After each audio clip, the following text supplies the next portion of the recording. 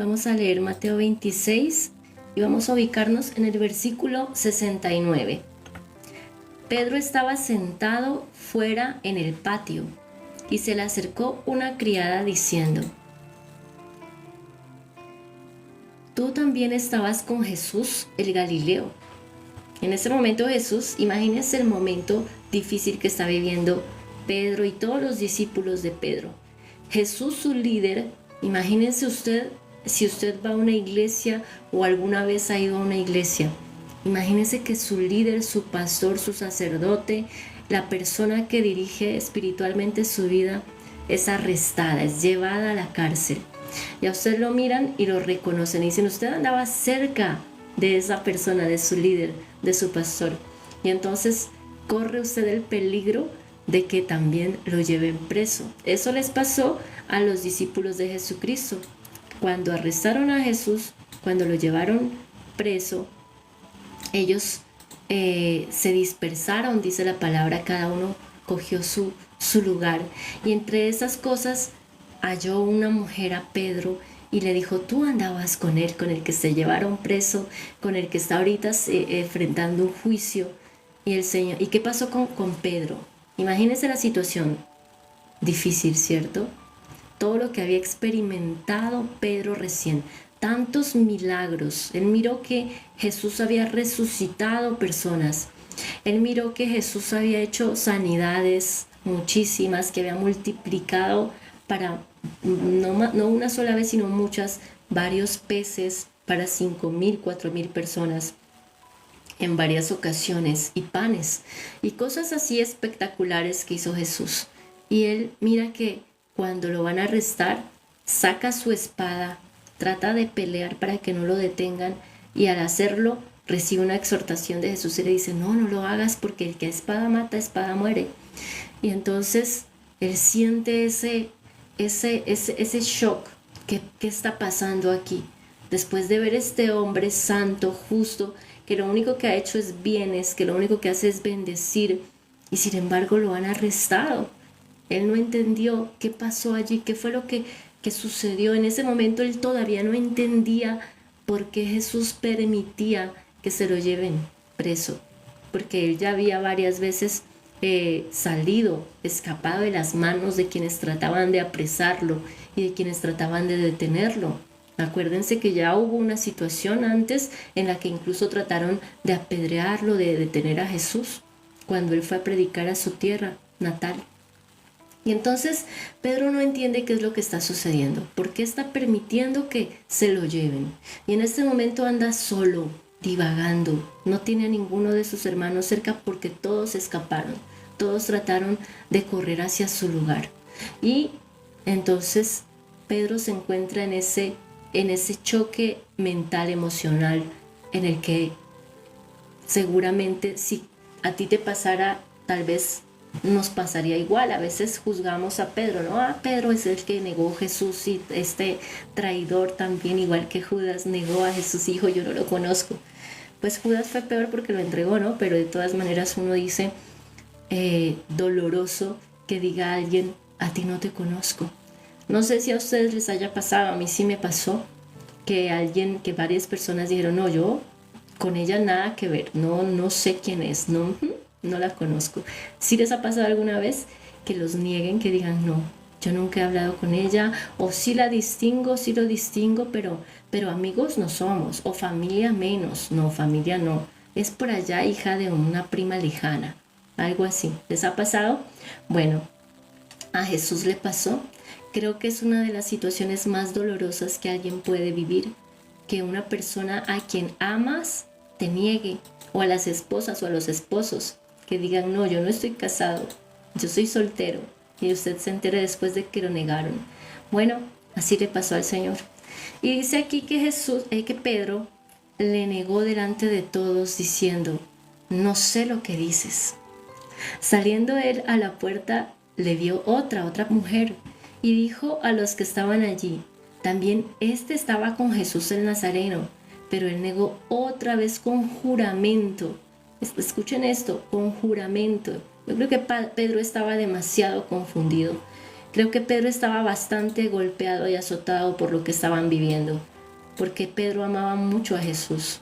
Y es evidente que Pedro, él incluso lo dijo, yo daría hasta mi vida por ti. Y a veces nosotros pensamos que nuestra fe es tan fuerte que seríamos capaces de dar hasta nuestra vida por Jesús. Y yo hoy les pregunto, si hoy te amenazaran y te dijeran, tienes que dejar de creer en Jesús porque si no te matamos, porque eso es lo que va a hacer el anticristo, amenazar a muerte a los creyentes. Yo hoy te pregunto, ¿tú serías capaz de entregar tu vida con tal de no desechar tu fe? Porque esa es una pregunta que nos debemos hacer todo el tiempo. Por supuesto que sí, fue perdonado. Esa es una pregunta que nos debemos hacer siempre en nuestro camino. Porque lo que les digo es, en cualquier momento puede venir el anticristo y poner tu fe a prueba de una manera extrema. Y no necesariamente solo cuando Él venga. Puedes vivir circunstancias ajenas a tu voluntad, como hace unos cuantos años tuve un amigo que tuvo que irse a vivir a Qatar por cuestiones de la vida, y allá es contra la ley hablar de la Biblia o de Jesús. Entonces, o bueno, en esa época, supongo que todavía, pero en esa época no podían decir que creían en Jesús, ni hablar, ni congregarse, ni reunirse. Creo que todavía. Entonces, la pregunta la vuelvo a hacer. Si estuviera en riesgo tu libertad, porque aquí estaba en riesgo primero la libertad de Pedro, estaba en riesgo su reputación, porque una persona que va presa pierde también la dignidad, ¿cierto? Y además de eso, corre el riesgo de también perder la vida. Entonces yo te pregunto, es difícil contestar esa pregunta. A veces lo hacemos de una manera acelerada como lo hizo Pedro, ¿cierto? Señor, si fuera necesario hasta mi vida daría por ti, le dijo Pedro. Le dijo, yo sería capaz de ir a la muerte contigo. Y Jesús lo volteó a ver y le dijo, ay Pedro, antes de que cante el gallo, me habrás negado 3 veces. Él no se imaginaba lo fuerte que iba a ser la prueba, lo que estaba por venir. Y a veces es necesario que nosotros hagamos una pausa, un alto en el camino y nos preguntemos a nosotros mismos, nos imaginemos la situación, la circunstancia y digamos, Dios mío, dame la fe que necesito para pasar la prueba. Porque algunos de pronto han sido probados, todos hemos sido probados, pero algunos de pronto sienten que no pasaron la prueba. ¿Cuántos de aquí sienten? Alguna vez en el live leía que alguien me decía, yo sé que fui probada y no pasé la prueba. Pedro fue probado, ahí fue probado, ese era el momento de ser probado. ¿Y ustedes creen que Pedro pasó la prueba? Pedro no pasó la prueba. Pedro negó a Jesús. Él tenía que decir, sí, sí lo conozco. Y eso significaba que podría haber ido preso también, que perdiera su libertad y tal vez hasta su vida en ese momento. Pero no era el tiempo de Pedro, este era el tiempo de Jesús, porque pasan varios años, Pedro sirve a Jesús, predica el evangelio, también hace tremendos milagros, sanidades, Dios por medio de la vida de Pedro. Y después sí tiene que entregar su vida por causa del evangelio. Y a veces nosotros pedimos y pedimos a Dios y le pedimos, pero yo te pregunto hoy, ¿hasta dónde tú estarías dispuesto a dar por causa de Jesús? ¿Tú lo negarías? Si te preguntan, ¿tú crees en Jesús? ¿Qué religión eres? A veces preguntan, y algunos y la forma de responder a veces no es la correcta porque dicen, no creo en Dios. Y tú puedes no necesariamente tener una religión, pero sí puedes decir, creo en Jesús, creo en el Padre, el Hijo y el Espíritu Santo, ¿sí?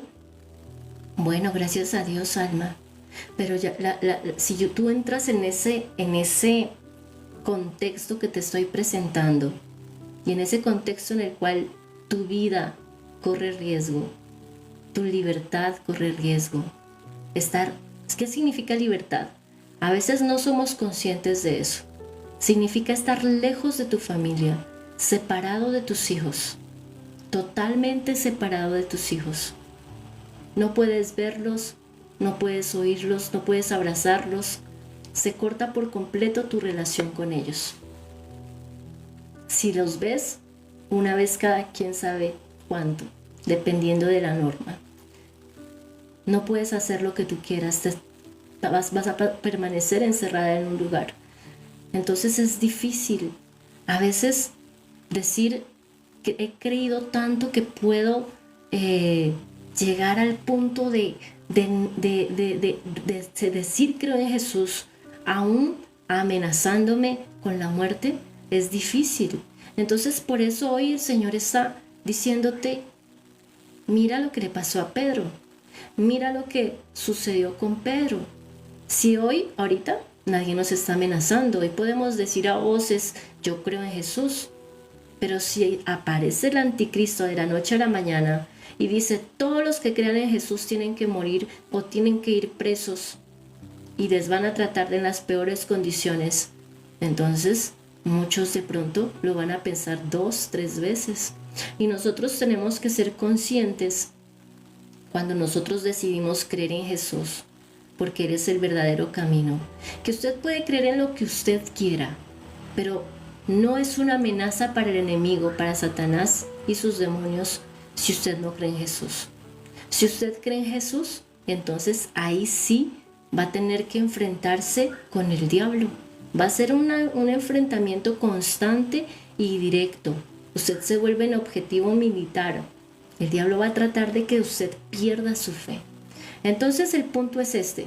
Si hoy, gracias a Dios, no tenemos que enfrentarnos a esa prueba tan dura de que nuestra vida o nuestra libertad estén en riesgo, entonces, primero, dale gracias al Señor porque no tienes que vivirlo. Segundo, no podemos juzgar a Pedro, que sí tuvo que vivirlo, ¿cierto? Pedro sí tuvo que estar en esa situación. Y tercero, a veces le exigimos a Dios, Dios, bendíceme en esto, bendíceme en aquello, ayúdame, tienes que ayudarme. ¿Por qué no estabas conmigo? ¿Por qué no hiciste esto por mí? Y la pregunta hoy es, ¿tú sí harías algo por Dios? ¿Tú sí estarías dispuesto a entregar tu vida por Él?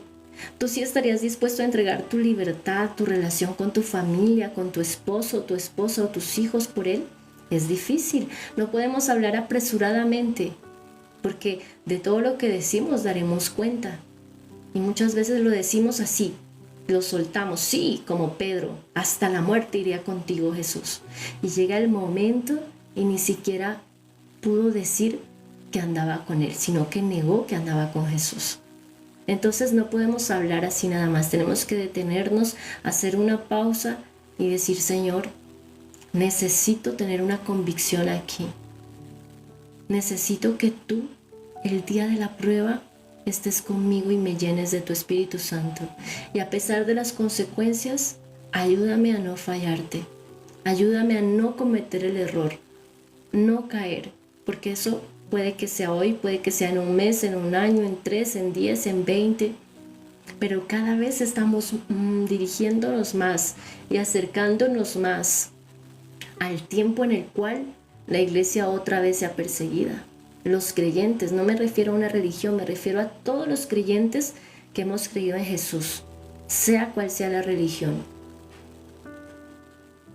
Entonces, así como en los tiempos antiguos, que habían personas que entregaban su vida, que tenían que morir, como los apóstoles, que fueron algunos decapitados, otros crucificados.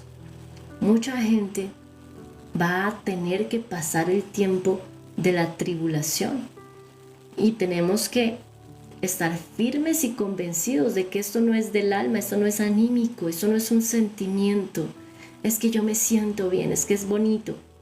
Esto no solamente tiene que estar metido el sentimiento, esto tiene que ser de convicción.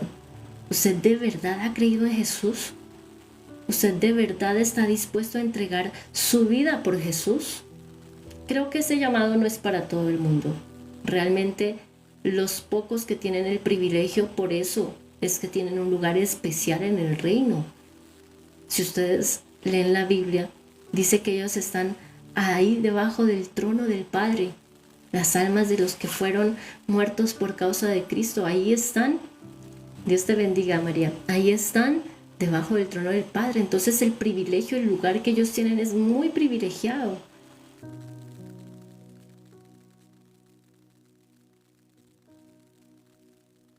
Entonces, a veces queremos compararnos. ¿Por qué Dios? ¿Por qué tú le das más a esa persona? ¿Por qué tú tienes privilegios para alguien? ¿Por qué esa persona parece tu favorita? ¿Por qué esa persona tiene tantas bendiciones? Y en el reino de los cielos seguramente van a tener alguna distinción, van a tener algún honor, una corona, una vestidura espiritual, los que han muerto por causa de Jesucristo. Y entonces muchos peleando con Dios. ¿Por qué haces distinción de personas? Si tú se supone que dice la Biblia que no haces acepción de personas. Y no es que Dios haga acepción de personas, es que Dios es un Dios galardonador y justo. Y si ve que una persona entrega su vida por causa de Él, a diferencia de otra que no ha entregado ni un minuto a dedicarle tiempo a Él, pues por supuesto que hay un premio para el que ha entregado más por causa de Cristo, ¿cierto?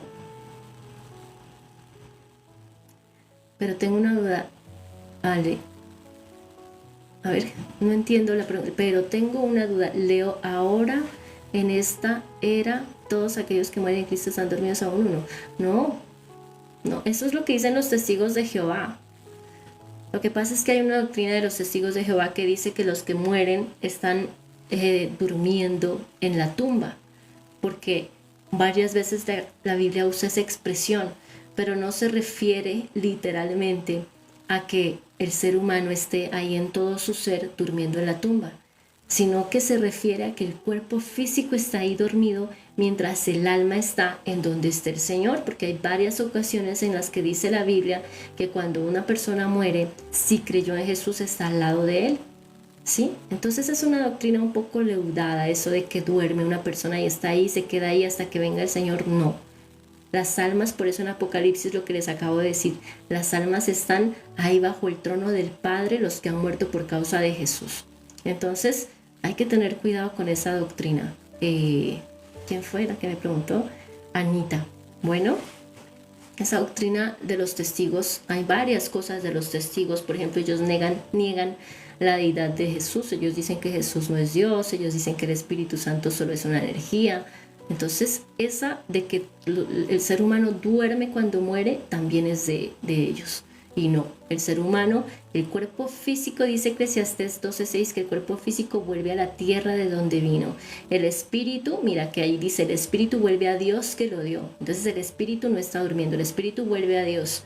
El cuerpo físico está ahí durmiendo, entre comillas, aparenta como si estuviera durmiendo. Y el alma está donde esté el Señor, si hemos creído, y si no, pues está en el otro lado. Acuérdate de la historia de Lázaro y el hombre rico, ¿sí? Bueno, sigamos. Entonces, ¿en qué iba? Que hay privilegios, que hay galardones para aquellos que tengamos ese, o bueno, los que han tenido el privilegio de morir por causa de Cristo, los que han tenido el privilegio de padecer cualquier tipo de persecución por causa de Cristo, pues obviamente el Señor no nos va a tratar igual a unos que a otros. No porque Él haga acepción de personas, sino porque algunos nos hemos ganado con pruebas superadas. En este momento vemos a un Pedro que no pasó la prueba. En este momento vemos a un Pedro que fue golpeado fuertemente y que lastimosamente perdió. Pero ¿qué pasa? Lo que les decía ayer, y en estos días varias veces lo he mencionado. Corre a los brazos de Jesús. Se vuelve a presentar delante de Él. No se aparta de Dios. Lo abraza, aún a pesar de su pecado, de su dolor, de su arrepentimiento, de su vergüenza, porque hay muchos que no se vuelven a acercar a Dios sintiendo vergüenza por causa de su pecado. Y muchos dicen, no, yo ya no voy a ir a la iglesia. Muchos dicen, ya yo no voy a orar, ya no voy a buscar a Dios porque mi pecado es muy grande y yo no puedo estar delante de Dios que es santo. Y les han dicho que Dios no lo va a aceptar ni los va a perdonar. Y hay muchos que no se acercan a Él por esa vergüenza. Y Pedro estaba lleno de esa vergüenza. Él estaba totalmente avergonzado. Sin embargo, corre a los brazos de Jesús y no se aparta de Él nunca. ¿Y qué sucede? Pasan años sirviéndole a Jesús y después vuelve a tener la oportunidad. Se le vuelve a presentar la oportunidad. ¿Y qué hace Pedro? La abraza, no la desecha. Dice, esta vez voy a pasar la prueba. La primera falló, se equivocó, recibe el perdón de Dios y nos sirve un ejemplo precioso para conocer cómo Jesús perdona, cómo es la misericordia de Dios, cómo es el amor de Dios, la restauración de Dios. Porque Pedro lo negó 3 veces y 3 veces Jesús le preguntó si le amaba. Sí, por supuesto. Él lo haría en su intimidad. Dice, lloró amargamente la palabra. Y el Señor no mira a veces, no está escrito allí en la Biblia que pidiera perdón, pero seguramente el Señor miró aquí su lágrima. Él lloró amargamente delante de Dios y cuando le vio, corrió y le abrazó. Entonces dice la palabra que Jesús le preguntó 3 veces si le amaba, las mismas 3 que Pedro le negó. En ese momento Jesús estaba restaurando a aquel Pedro anterior y mejorando su versión. Estaba volviéndole a mostrar cuánto él le amaba a Pedro y cuánto en realidad había amor en Pedro. Jesús le estaba diciendo, yo sé que tú me amas. No te preocupes que yo sé que a pesar de tu debilidad, a pesar de tu error y a pesar de tu pecado, yo sé que tú me amas. Simplemente se lo estaba recordando a Pedro. Y Pedro al final le dice, Señor, tú lo sabes todo, tú sabes que te amo. Pero un poco triste. Creo que ahí se acordó de las 3 veces que lo negó. Entonces, miren cómo es de hermoso el perdón de Jesús. Miren cómo es de maravillosas el camino con Él. Siempre hay una nueva oportunidad. Y en esta ocasión Pedro recibe su nueva oportunidad con respecto a eso y Pedro decide entregar esta vez sí su vida por causa de Jesús. Y no solamente dijo que también no aceptaba su muerte, sino que además pidió, eso no está en la Biblia, eso es historia, eso es parte de la historia. Y dice que la historia dice que Pedro pidió que lo crucificaran boca abajo, porque no era digno de morir igual que el Dios vivo, que Jesús. Y él solicita que lo crucifiquen boca abajo. Entonces, no sé si es parte de su forma de ser, porque Pedro siempre mostró ser impetuoso, ser como tratar de ser el primero, como de tratar de contestar rápido, de ser ese discípulo atento. No sé si fue parte de esa forma de ser de Pedro, pero creo que Pedro hizo cosas muy bonitas por causa de Jesús después de esto, lo cual muestra su arrepentimiento sincero y lo cual demuestra su entrega total. Dice, pero él negó otra vez con juramento, no conozco al hombre. Y en el versículo 73 vamos, un poco después, acercándose los que por allí estaban, dijeron a Pedro, verdaderamente también tú eres de ellos, porque aún tu manera de hablar te descubre. Y es que a los que creemos en Jesús se nos nota, ¿cierto? La forma de hablar, la forma de expresarnos. Dice, entonces él comenzó a maldecir. Escuchen este error en el que cayó Pedro. Comenzó a maldecir, me lo imagino, maldita sea, yo ya les dije que yo no conozco al hombre. Dice, comenzó a maldecir y a jurar, no conozco al hombre. Y enseguida cantó el gallo. Entonces Pedro se acordó de las palabras de Jesús que le había dicho antes que cante el gallo me negarás 3 veces. Y saliendo fuera, lloró amargamente. Ese llanto de Pedro, ese llanto amargo, muestra su arrepentimiento, su dolor, su tristeza profunda. su situación sabiendo que Jesús ya conocía lo que iba a hacer y que en donde él estuviera, sabía que se había cumplido la profecía. Cuando Jesús escuchara el gallo cantar, también sabía que Pedro ya le había negado 3 veces. Y entonces él se arrepiente, siente dolor y siente tristeza. Yo les pregunto, muchas veces fallamos con errores pequeñitos, no necesariamente con este error de negar a Jesús, pero a veces fallamos con errores pequeñitos. A veces vienen pruebas, vienen situaciones difíciles y caemos porque somos débiles, porque somos humanos, porque esta carne está llena de pecado. Y a veces tenemos el privilegio de poder postrarnos y llorar amargamente delante del Señor y pedir perdón por nuestro pecado. Arrepentirnos y decirle, Señor, dame nuevas fuerzas para no alejarme de ti, para no apartarme de ti. Vamos a ver cuál fue la actitud de Pedro cuando se encontró con Jesús. Él corrió a los brazos de Jesús. Y eso es lo que debemos hacer. Cuando usted falle, cuando usted cometa un error, cuando usted se equivoque, no piense que Dios lo desechó, porque ese es el error de muchas personas, pensar el diablo, de eso se trata. El diablo trata de que usted se equivoque, de que usted falle, de que usted caiga en la tentación para que se aleje de Dios, para recargarte tu pecado y decirte, es que tú cometiste este error, no te acerques más a Dios, Dios no te va a perdonar. Y entonces allí es donde está el verdadero error, porque fallas y pecados cometemos todos. El verdadero error y grave error es en alejarnos de Dios, dejar que esta situación te aleje de Él. Si caes, el Señor siempre te va a dar una nueva oportunidad. ¿Para qué? Para que vuelvas a pasar el examen. Y si otra vez cometes el error, otra oportunidad y otra oportunidad. Lo importante es que no te alejes de Él. Porque si estás peleando solo esa batalla, nunca la vas a vencer. Nunca vas a vencer ese pecado que se ha enseñoreado de ti. Ese error que quiere dañar tu vida, dañar tu corazón y tu relación con Dios. Pero si tú sigues corriendo a los brazos de Jesús, va a llegar un momento en el que lo vas a vencer y vas a cantar victoria y vas a decir, con el poder del Espíritu Santo pude vencer ese pecado, ese error. Pude tener otra oportunidad y vas a tener no una, sino muchas de demostrarle a Dios que pudiste, que lograste vencer al enemigo.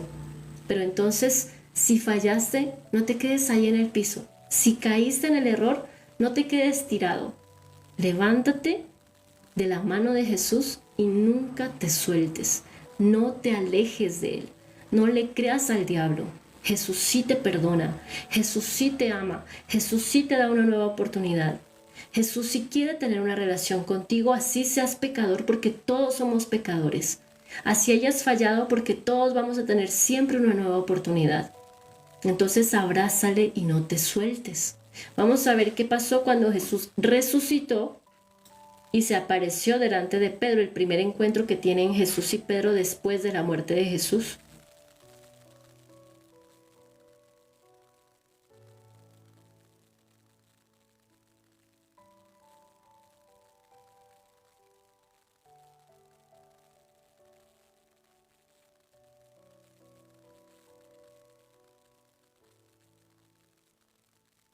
Vamos a leer Juan 21.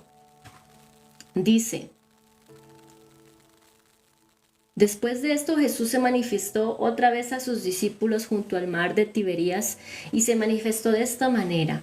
Estaban juntos Simón Pedro, Tomás llamado Dídimo, Natanael el de Caná de Galilea, los hijos de Zebedeo y otros 2 de sus discípulos. Simón Pedro les dijo, voy a pescar. Miren, Pedro él pensó que no tenía más oportunidad.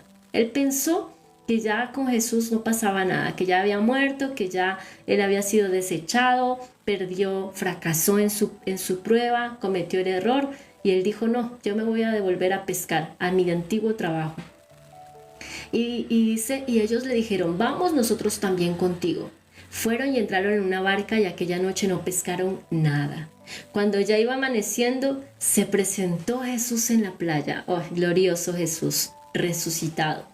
Mas los discípulos no sabían que era Jesús y les dijo, miren cómo los trata Jesús, qué precioso que es. Hijitos, ¿tenéis algo de comer? Le respondieron, no. Él les dijo, echad la red a la derecha de la barca y hallaréis. Entonces la echaron y ya no la podían sacar por la cantidad de peces. Qué hermoso que es Jesús. Entonces aquel discípulo a quien Jesús amaba dijo a Pedro, o sea a Juan, porque Juan siempre habla de sí mismo como el consentido, como el privilegiado, el que tiene el amor de Jesús. Él se autopercibe así como el consentido de Jesús. Y yo lo invito a usted que también se sienta así como el amado, como el preferido, como el consentido.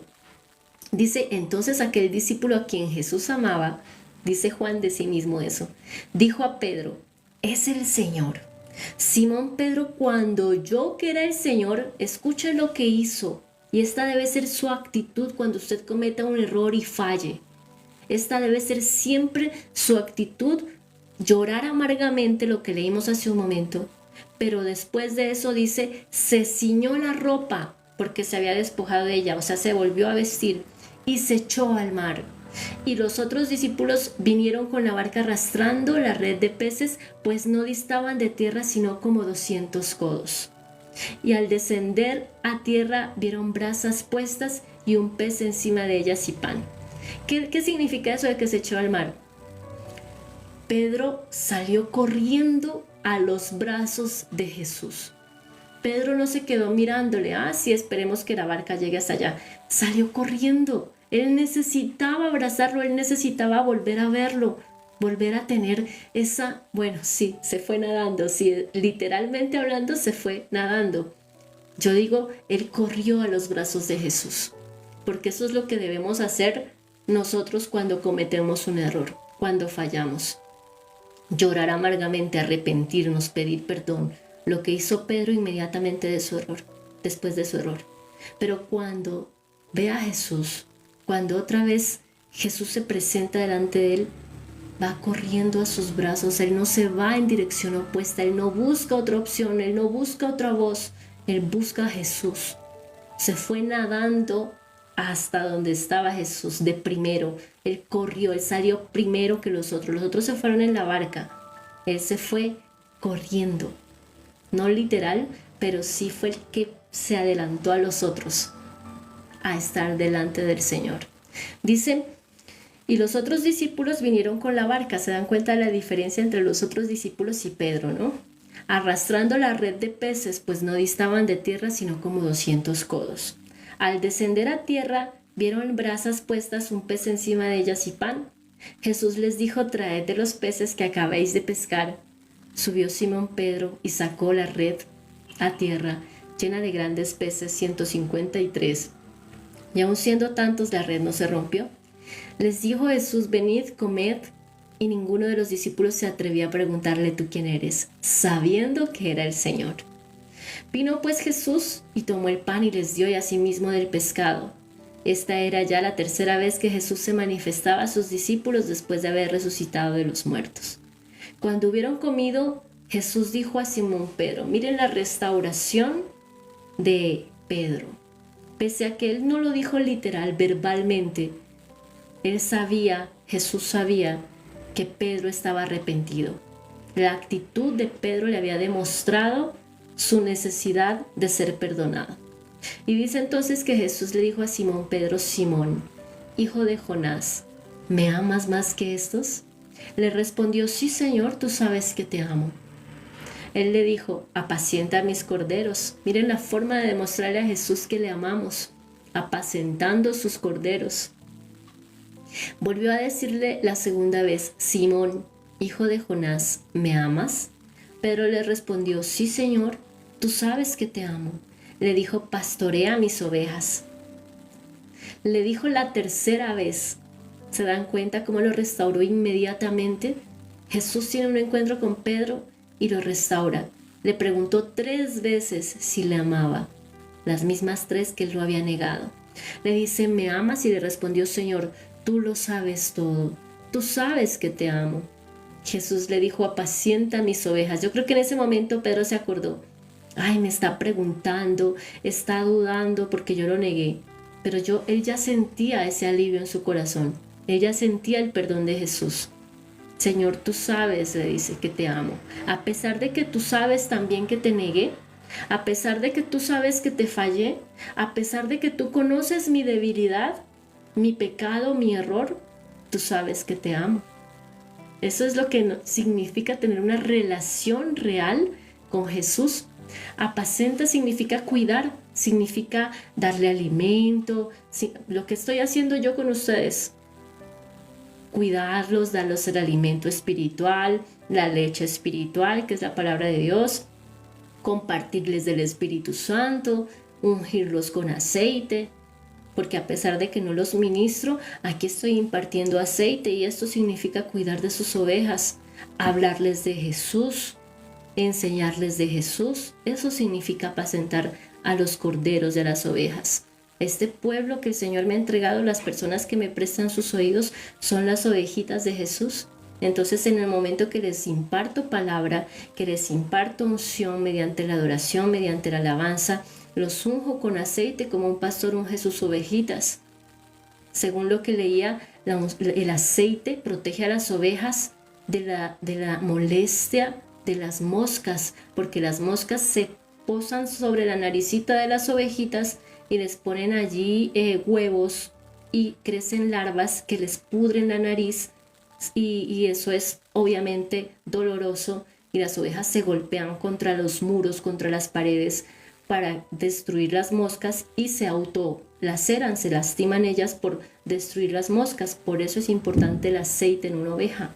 ¿Y cómo se imparte aceite? Esto, mediante la palabra, se imparte pan, se imparte alimento espiritual, se imparte leche espiritual, se imparte aceite para que usted lo reciba, sea ungido, sea cubierto mediante la adoración, mediante la oración, mediante la guerra espiritual. Eso es cuidar de sus ovejas, todo esto.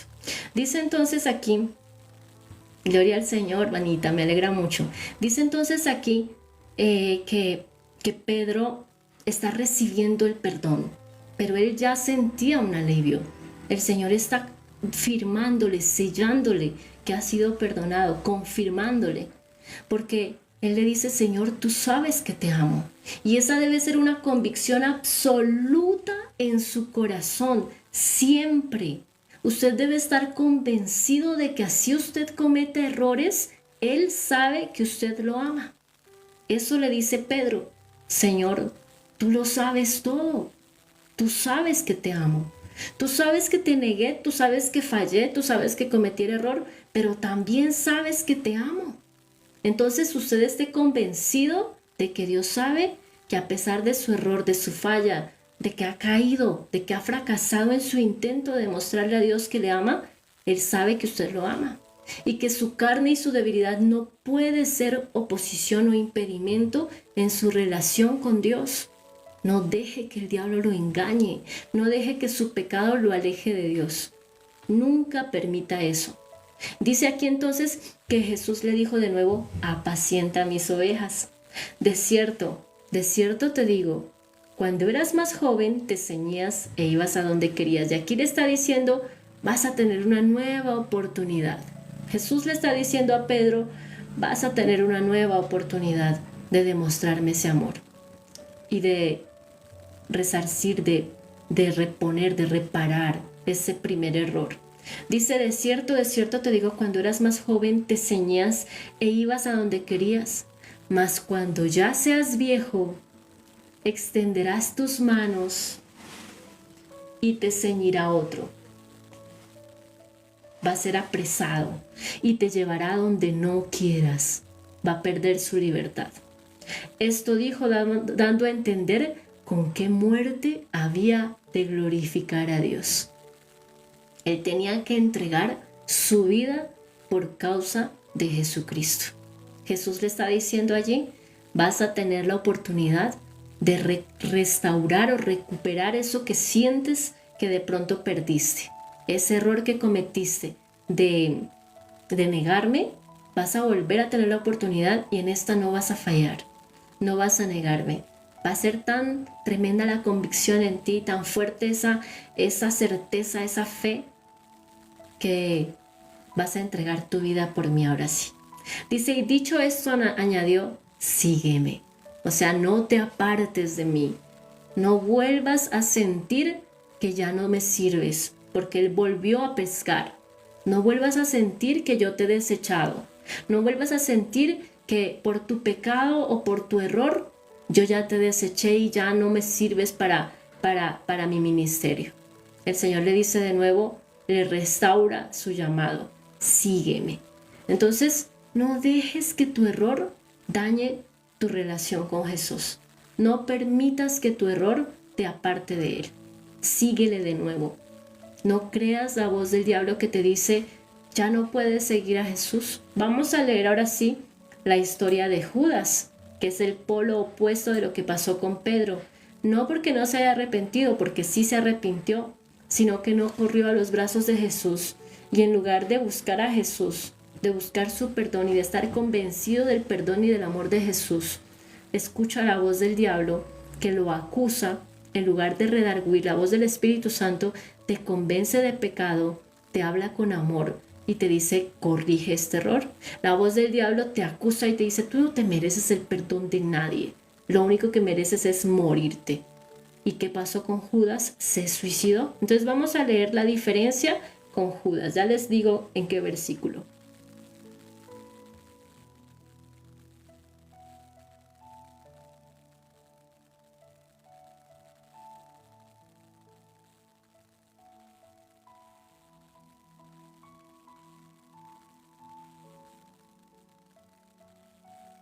Miren, escuchen esto porque es bien importante, es importante que lo tengamos claro.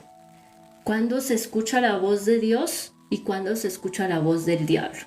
Esta es una enseñanza muy importante. Usted puede ser Pedro o puede ser Judas. Todos cometemos errores, todos fallamos, todos pecamos. La actitud de Pedro es llorar amargamente, correr a los brazos de Jesús arrepentido y restaurar su relación con Jesús para volver a tener su ministerio, seguir a Jesús, servir a Jesús, amar a Jesús, estar con Jesús.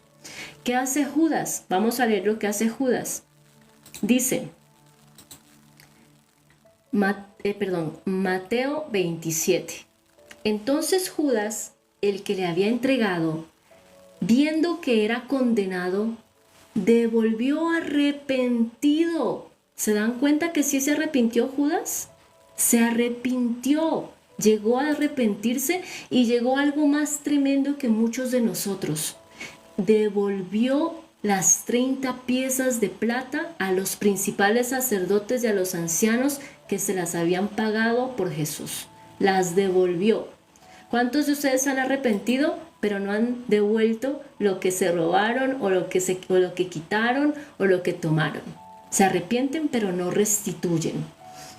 El arrepentimiento de Judas fue tan profundo y tan sincero que devolvió las piezas de plata, pero cometió un error gigante, que fue no correr a los brazos de Jesús como Pedro. Se alejó de Jesús y escuchó la voz del diablo que condena. Entonces esa es la diferencia entre la voz del Espíritu Santo, que trae perdón, consuelo, que te muestra una nueva oportunidad, que te muestra amor y misericordia, que redarguye sí de pecado y convence de pecado, que te ayuda a llorar amargamente y a arrepentirte y pedir perdón, y que te muestra una nueva oportunidad. Pero la diferencia con Judas es que Judas se arrepiente. Aquí dice que se arrepintió, pero lastimosamente escuchó la voz del diablo que lo condenaba, que le decía, tú no te mereces el perdón de nadie, tú solo te mereces morirte.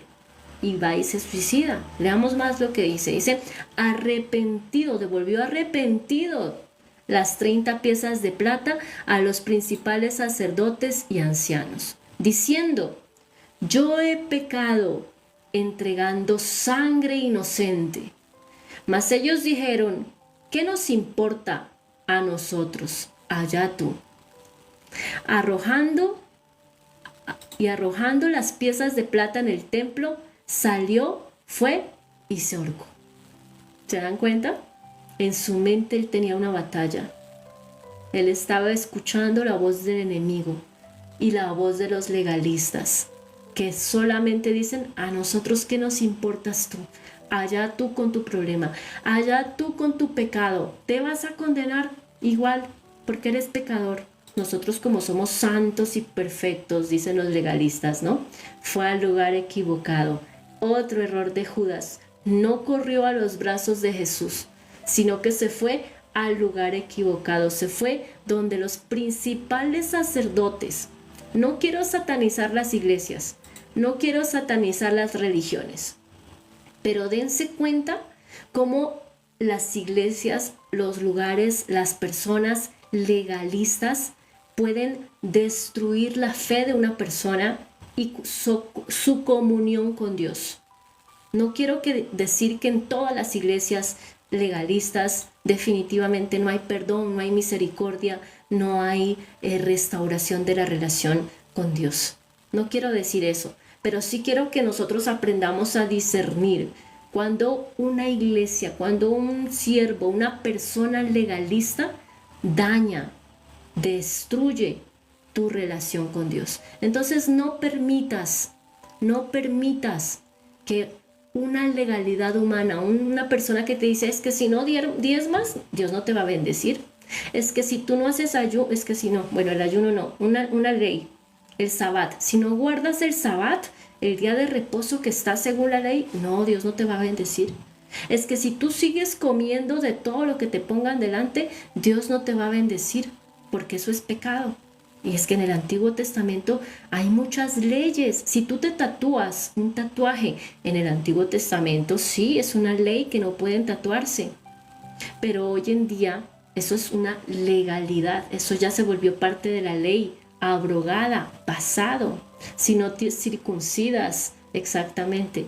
Cosas que son de la ley del Antiguo Testamento, que fue abrogada cuando Jesús murió en la cruz. ¿Qué significa eso? Que ya no está en vigencia para salvación. Eso es lo que significa para salvación. Ya no eres salvo por cumplir la ley, sino por creer en Jesús. Eso es lo que significa que haya sido abrogada. ¿Qué pasa ahora? Hay un nuevo pacto, un nuevo trato con Dios. Y el nuevo trato con Dios es que si tú crees que Jesús, siendo Dios, murió en la cruz, todos tus pecados te son perdonados. Aquí lo importante es no alejarte de Dios. Es parte de la ley, Rosita. Son los tatuajes, mira, horadarse las orejas es igual que los tatuajes. Era parte de la ley. Todo eso es ley.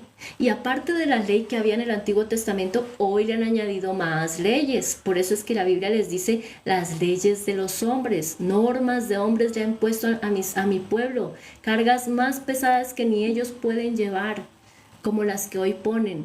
Usted no se puede bautizar si no ha dejado de pecar. Usted no puede recibir la comunión, la Santa Cena, si no ha dejado de pecar. Y entonces, ¿quién la va a recibir? Nadie. Y eso no dice la Biblia. No dice que usted se puede bautizar solamente cuando haya recibido el 100% de la perfección en Dios, porque ha dejado de pecar al 100%, porque nadie entonces la puede recibir. Todos somos pecadores en pequeña o en grande manera. Entonces nosotros, es su mandamiento, es una ley, Manuel, del Antiguo Testamento. Si tú lees el Nuevo, vas a ver cómo el mismo Jesús en el Sabbat les rompía su Sabbat a los judíos, y eso es lo que más les molestaba. Entonces vas a entender la diferencia. Tienen que entender, es que no sé por qué en tantas leyes y en tantas religiones se ha convertido tan difícil entender la diferencia en el antes de Jesús y el después de Jesús. Cuando Jesús muere en la cruz, parte la historia de la humanidad en dos. Ya no hay un pacto de salvación por ley. Ahora hay un pacto de salvación por fe. Y eso es lo que debemos entender.